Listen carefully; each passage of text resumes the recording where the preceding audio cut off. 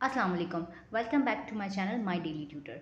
आज हम एक फ़िज़िक्स का बहुत ही इम्पोर्टेंट टॉपिक है इक्विलिब्रियम, जिसको कवर करने जा रहे हैं। एग्ज़ाम्स में इसमें काफ़ी चीज़ें जो हैं आ सकते हैं, इसके बहुत सारे सवाल कवर हो जाते हैं। आपसे इक्विलिब्रियम की डेफिनेशन उसके एग्जाम्पल के साथ पूछी जा सकती है। इक्विलिब्रियम की दो टाइप्स होती हैं, स्टैटिक और डायनेमिक, ये पूछी जा सकती है। दो कंडीशंस होती हैं इसकी, ये पूछी जा सकती है।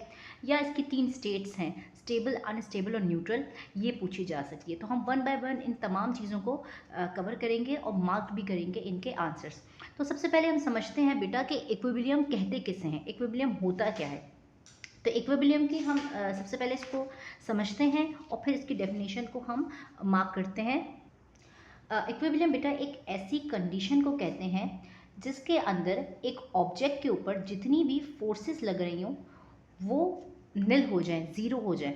ठीक है, उन फोर्सेस से उस ऑब्जेक्ट को कोई फ़र्क ना पड़े, उसे हम कहते हैं इक्विलिब्रियम कंडीशन। फॉर एग्जांपल देखें, ये एक टेबल के ऊपर एक बुक रखी हुई है। इसे देखें, यहाँ से भी कुछ फोर्स लग रही होगी, यहाँ से भी फोर्स एग्जर्ट हो रही होगी। जो टेबल है ये भी कुछ फोर्स उस पर एग्जर्ट हो रहा होगा, यहाँ से भी इसको एयर से, तीनों तरफ से एयर से फोर्स मिल रही होगी, टेबल भी एग्जर्ट कर रहा होगा।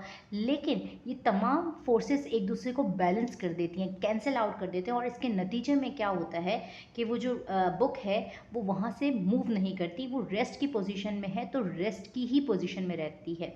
इसे हम कहते हैं इक्विलिब्रियम कंडीशन। ठीक है, इक्विलिब्रियम की दो कंडीशन हो सकती हैं, या तो रेस्ट की या तो मोशन की। कि अगर एक बॉडी रेस्ट की मोशन में पोजीशन में है तो वो अपनी रेस्ट की पोजीशन को बरकरार रखे, और अगर मोशन की पोजीशन में है तो मोशन की पोजीशन को वो अपने बरकरार रखे, उस पर लगने वाली तमाम फोर्सेस ज़ीरो के बराबर हो जाए। इसकी एग्जांपल हम करते हैं एक पैराशूटर। एक आपने कभी देखा है कोई इंसान जो जहाज़ से, पैराशूटर्स जो होते हैं जो जहाज़ से कूदते हैं, ठीक है, नीचे की तरफ, तो पैराशूटर्स का अचानक से पैराशूट खुल जाता है, ओके। लेकिन पैराशूटर्स जो है ना वो बहुत ही स्मूथली जो है वो नीचे की तरफ आते हैं। अब देखें, इस पैराशूटर के ऊपर भी बहुत सारी फोर्सेस लगती होंगी। एक तो अर्थ है जो इसको अपनी तरफ पुल करता होगा, यहाँ से एयर रेजिस्टेंस होगा, यहाँ से एयर होगा, यहाँ से होगा। लेकिन ये लगने वाली तमाम फोर्सेस एक दूसरे को कैंसिल कर देती हैं, और जो पैराशूटर है, जो इंसान है उसके साथ, तो वो ईजिली अर्थ की तरफ आ जाता है। तो इसे कहते हैं हम इक्विलिब्रियम कंडीशन, जिसमें अगर एक बॉडी मोशन में है, अपने स्मूथ मोशन को भी बरकरार रखे, उस पर लगने वाली कोई भी फोर्सेस उसको अफेक्ट ना करें। ठीक है जी। तो इक्विलिब्रियम की डेफिनेशन सबसे पहले हम लिख लेते हैं। ठीक है, ये आ गई आपकी इक्विलिब्रियम की डेफिनेशन। ये से आप यहाँ से लेके यहाँ तक मार्क करेंगे। When a body does not possess any acceleration either linear or angular, it is said to be equilibrium. कह रहे हैं अगर एक बॉडी जो है वो अपनी पोजीशन चेंज नहीं कर रही, ना तो वो लीनियर मोशन में जा रही है, ना वो गोल घूम रही है, एंगुलर जा रही है, वो स्मूथली जिस पोजीशन से आ रही है उसी पोजीशन को बरकरार रखेगी, ऐसी कंडीशन को हम कहते हैं इक्विलिब्रियम। इसकी एग्जांपल्स आपको लिखने को आ जाती हैं, आप ये एग्जांपल्स मार्क कर लेंगे। जैसे कि a book lying on a table, जो मैंने आपको बताया, अगर एक बुक है वो टेबल पे रखी हुई है, रेस्ट है तो वो रेस्ट में ही रहेगी। A parachuter moving downward with terminal velocity, एक पैराशूटर जो है, एक इंसान देखेंगे पैराशूटर बना हुआ है, ये एक नॉर्मल वेलोसिटी के साथ, एक प्रॉपर वेलोसिटी के साथ जो है वो ज़मीन की तरफ आता ही जाएगा, इधर उधर कहीं भी मूव नहीं करेगा।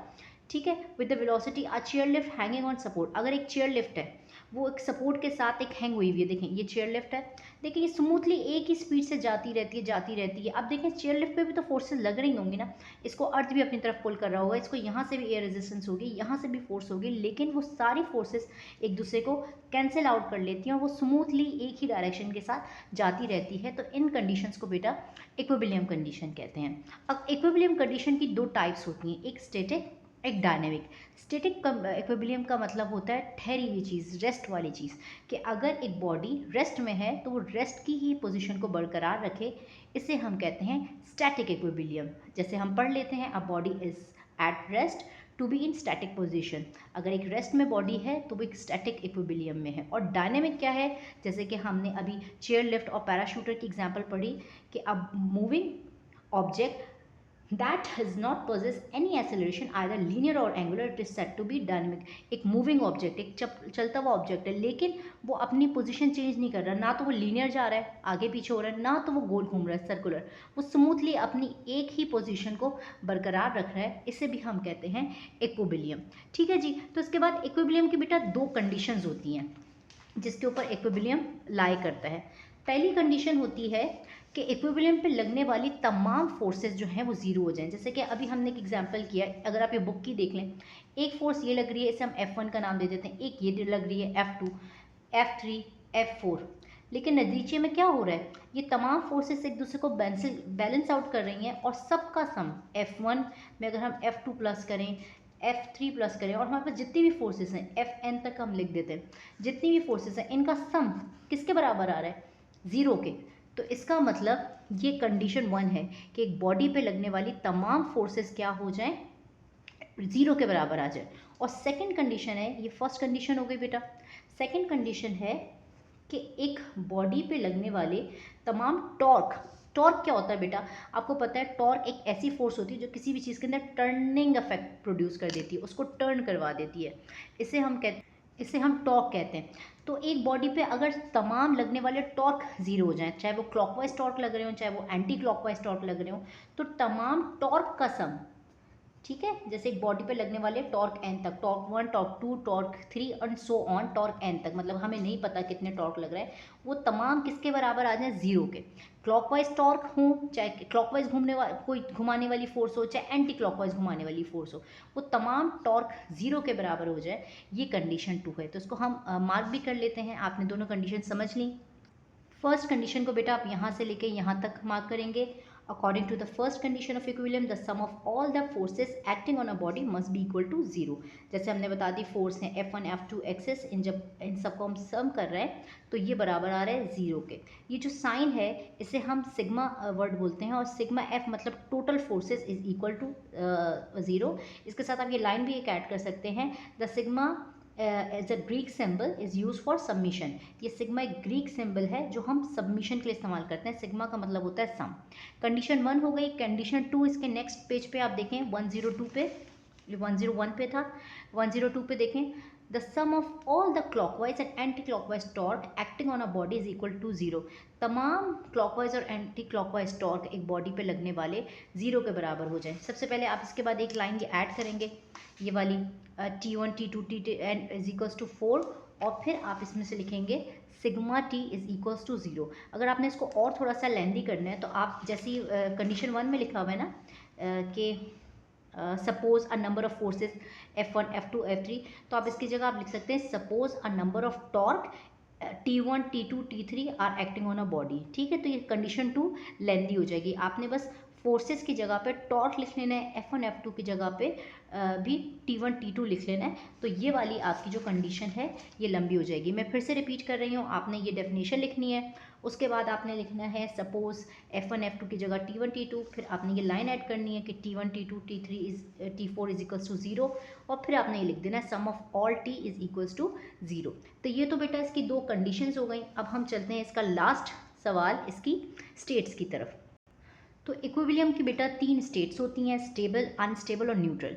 ठीक है जी। तो ये स्टेट्स क्या होती हैं, हम इसको 1 बाय 1 डायग्राम के थ्रू समझते हैं। स्टेबल स्टेट क्या होती है बेटा, फॉर एग्जांपल जैसे कोई भी चीज़ है, लेट्स सपोज ये देखें, मैं अपना ये ले रही हूँ मोबाइल का कवर, देखें ये इस पोजीशन में रखा हुआ है। अगर मैं इसको स्लाइटली मूव करती हूँ, ठीक है, इसको मैंने ऐसे मूव किया, अगर मैं मूव करती हूँ, इसको मैं दोबारा गिराती हूँ, तो देखें ये अपनी ही पोजीशन में वापस आ जाएगा जिस पोजीशन में था। तो इसे हम कहते हैं स्टेबल इक्विलिब्रियम, कि जब हम किसी चीज़ को छेड़ें और वो वापस अपनी ही शक्ल इख्तियार कर ले तो उसे हम कहते हैं स्टेबल। अनस्टेबल क्या होता है बेटा, फॉर एग्जांपल इस कवर को मैं किसी तरह से मैनेज करके इस तरह रख पाती हूँ, ओके, अगर मैं मैनेज करती हूँ ये रख लिया जाता है मुझसे, मैं इसको अगर हाथ छोड़ूँ और सब फर्ज करेंगे बैलेंस हो जाए।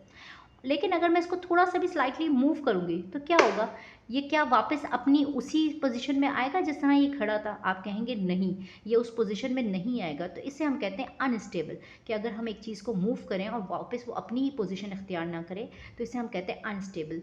न्यूट्रल क्या होता है बेटा, उसके लिए आप एग्जाम्पल ले लें कि आप बॉल लें, जिसके अंदर आप हर पार्ट पे उसके लिख दें ए, बैक साइड पे लिख दें आप उसके बी, किसी साइड पे लिख दें सी डी ई। ठीक है, आपने बॉल अभी पहले किस पोजीशन पे है कि अभी इसका जो ई वाला साइड है ये नीचे।